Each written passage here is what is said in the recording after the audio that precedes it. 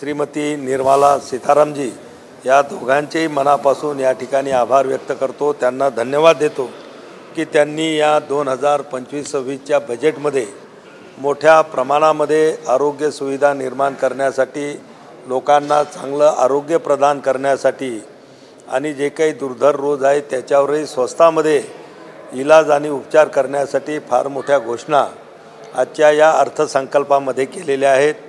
यावेळच्या अर्थसंकल्पामध्ये आमच्या आरोग्य विभागाला जवळपास 99,858 कोटी रुपये बजेट यावेळेस ते मिळालेलं आहे। त्याच्यामध्ये त्यांनी आपण जसं सांगितलं की 36 जीवनरक्षक ज्या औषधे आहेत त्यांना जवळपास संपूर्णपणे त्या ठिकाणी करमुक्त केलेलं आहे। त्याच्यानंतर ज्या दुसऱ्या 6 जीवनरक्षक औषधी आहेत की त्यांनासुद्धा कस्टम ड्युटीमध्ये करून 5% त्या ठिकाणी आणलेलं आहे आणि 13 नवीन सहायता म्हणजे आरोग्यासाठी सहायता कार्यक्रमसुद्धा बेसिक कस्टम ड्युटीमधून त्यांना एक्झेम्प्ट त्या ठिकाणी केलेलं आहे। आणि ह्या सगळ्या उपाययोजना करत असतानाच पुढच्या 3 वर्षामध्ये सर्व जिल्हा रुग्णालयामध्ये डे केअर कॅन्सर सेंटर उघडण्यात येणार आहेत की जे आमचे ग्रामीण भागातील गोरगरीब कुटुंबातील कॅन्सरचे मरीज असतात की त्यांना आपल्या जिल्ह्यामध्येच किंवा गावाच्या जवळच त्यांना उपचार करण्याची त्या ठिकाणी संधी मिळेल। दूरवर मोठ्या शहराच्या ठिकाणी जाण्याची आवश्यकता पडणार नाही आणि देशभरातल्या ज्या काही PSC आहेत आणि जिल्हा रुग्णालय आहेत या सगळ्यांना इंटरनेट कनेक्टिव्हिटीनं सुद्धा जोडल्या जाणार आहे की त्या माध्यमातून आपल्याला त्या ठिकाणी लोकांना आपण जे टेलिमेडिसिन ज्याला म्हटलं जातं त्या माध्यमातून तज्ज्ञ डॉक्टरांचे उपचारसुद्धा गावातल्या PSCपर्यंत त्या इंटरनेटची सुविधा मिळाल्यामुळं घेतल्या जाणार आहेत।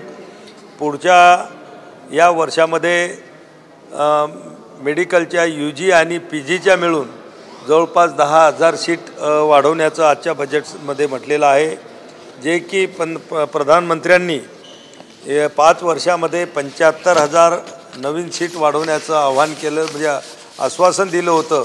त्याच्याकडे ही वाटचाल आहे। या 5 वर्षामध्ये आपण डॉक्टरांच्या 75 सीट आपण आपल्या देशभरामध्ये त्या ठिकाणी वाढवणार आहोत। मेडिकल टुरिझमच्या बाबतीमध्ये सुद्धा अनेक चांगल्या घोषणा आणि त्याच्यामध्ये सरळता आणण्याचा प्रयत्न आजच्या बजेटमध्ये माननीय अर्थमंत्री यांनी त्या ठिकाणी घोषणा केलेली आहे। मग ते आमचे बाहेरून येणारा आयुष विजा असेल, मेडिकल विजा असेल की बाहेरच्या देशातल्या लोकांनासुद्धा उपचाराच्या माध्यमातून आपल्या देशामध्ये बोलवण्याचा एक तो आहे।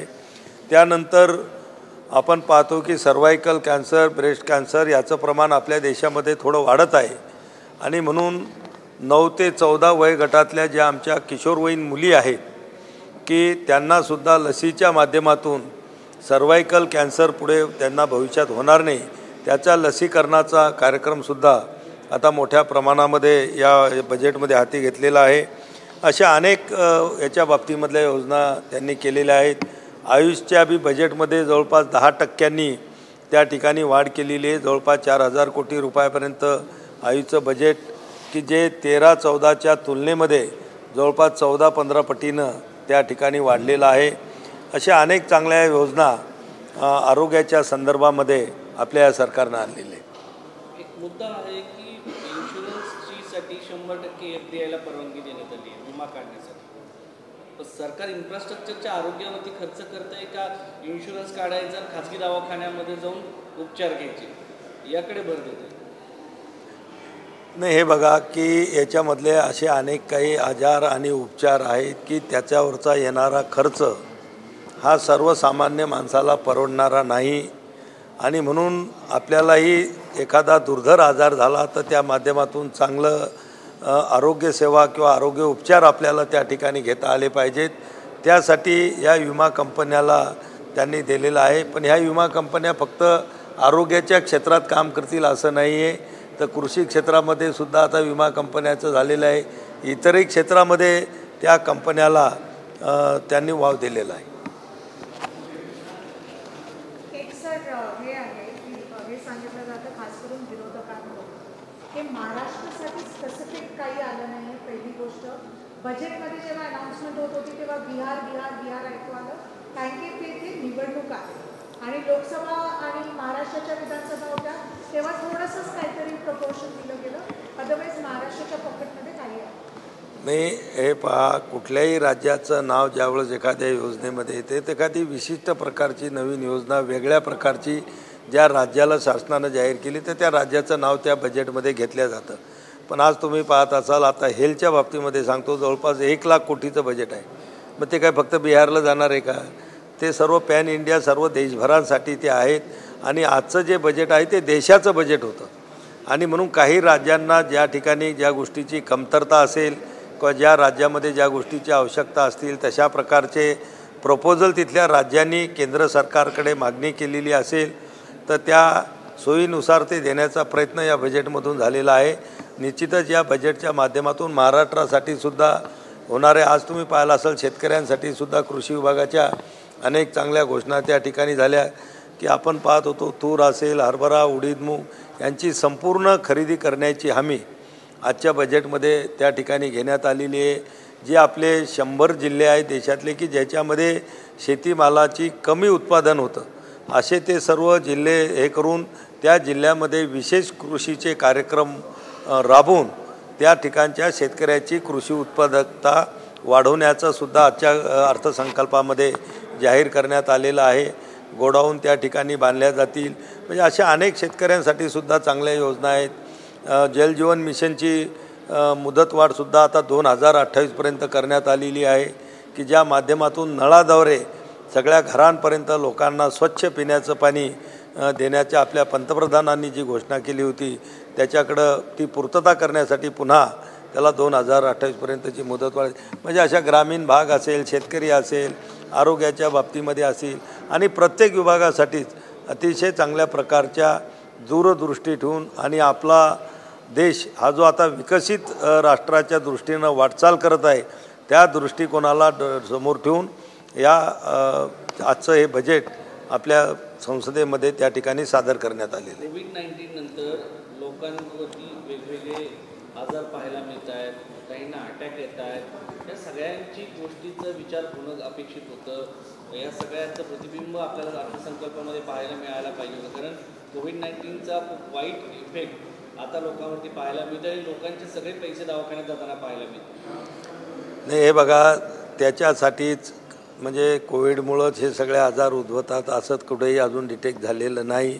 पण तरीही जे काही नवीन नवीन आणि मोठमोठे आजार होत आहेत म्हणून त्याच्यासाठी आपल्या भारत सरकारनं माननीय प्रधानमंत्री नरेंद्र मोदीजींच्या मार्गदर्शनाखाली आयुष्यमान कार्ड आणलं की ज्याच्यामध्ये 5 लाखापर्यंतचे उपचार मोफत आहेत.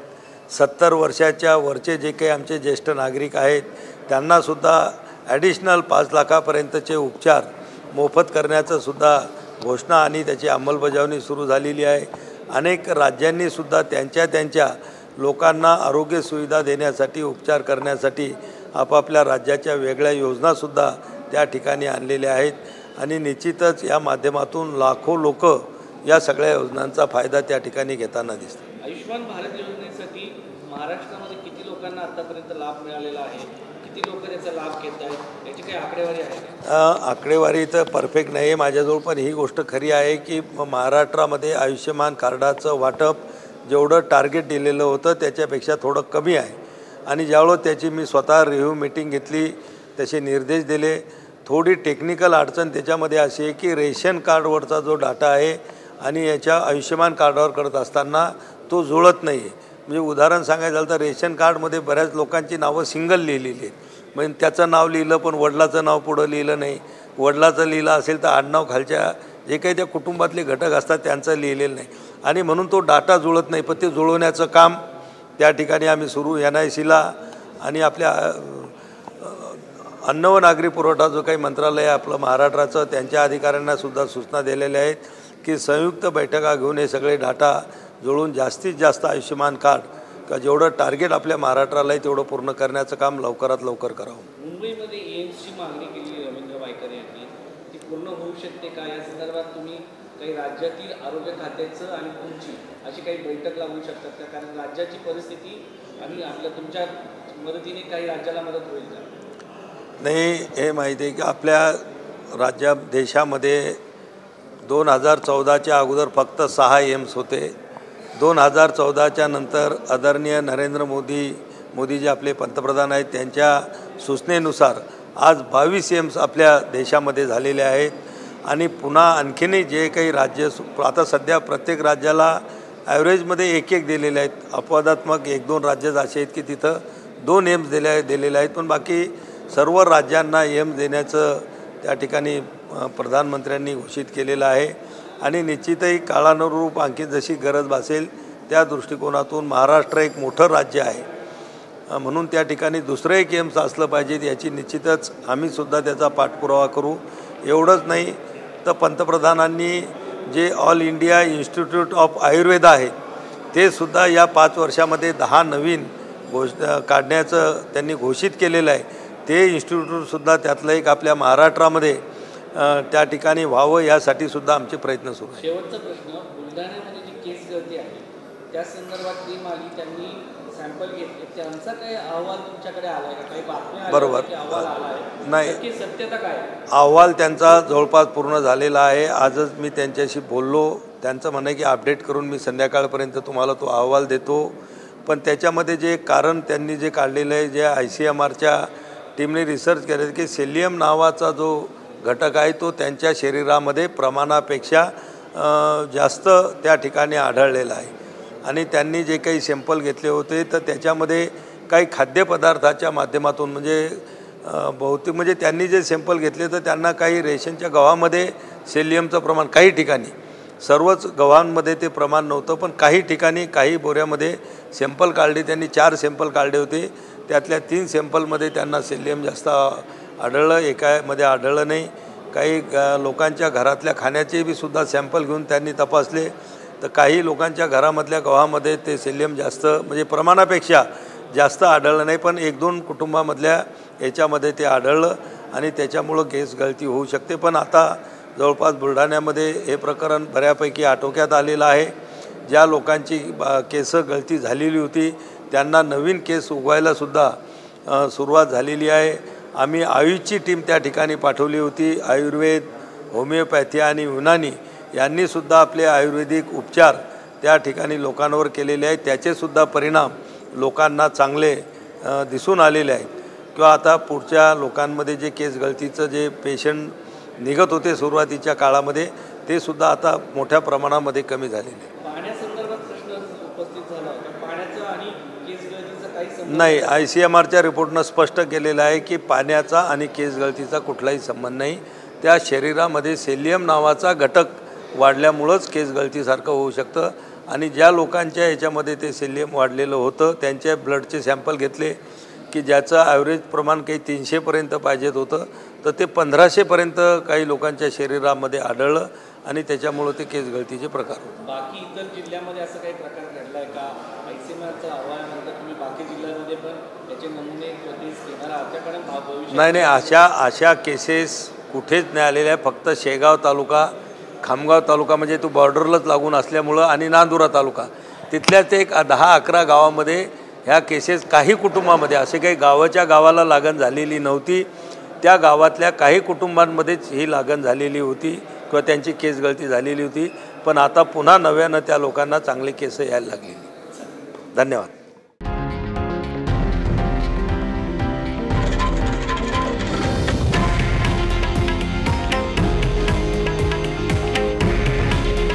हे आहे देशातील नंबर 1 न्यूज नेटवर्क आणि आपण पाहत आहात TV9 मराठी.